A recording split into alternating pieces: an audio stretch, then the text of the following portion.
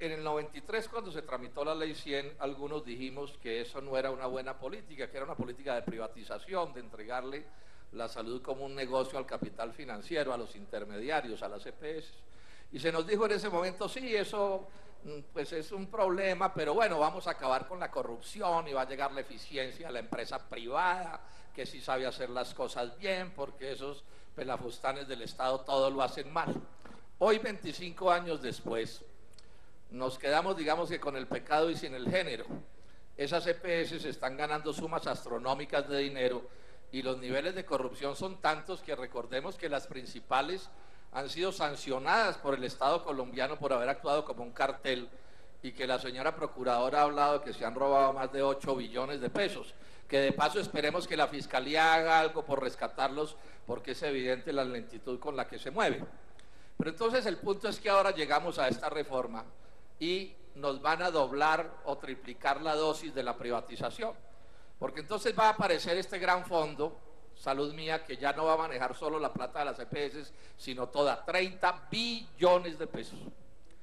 Por solo utilidades, esas EPS, o como se llamen, disfrazadas de otra cosa, por solo utilidades se podrán embolsillar, yo no sé, 5 o 6 billones de pesos de la plata, de esos 30, sin que se roben nada, simplemente unos 5 o 6 billones, y ese es un roto que le queda al sistema de salud, más la corrupción, que yo creo que no va a desaparecer porque son finalmente los mismos que vienen de atrás.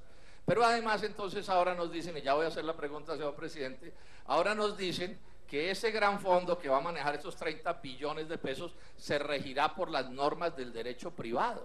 Y todos sabemos que las normas del derecho privado facilitan inmensamente la corrupción, la hacen más fácil, más expedita, el famoso dedazo, ¿sí? Porque para eso se inventó la contratación pública, para por lo menos medio estorbar o impedir la corrupción. Y entonces ahora nos dicen que no, que estos 30 billones se van a manejar por el derecho privado, después de que todas estas cosas de la vida privada nos han demostrado que la corrupción en ese sector es por lo menos igual o peor que en el sector público.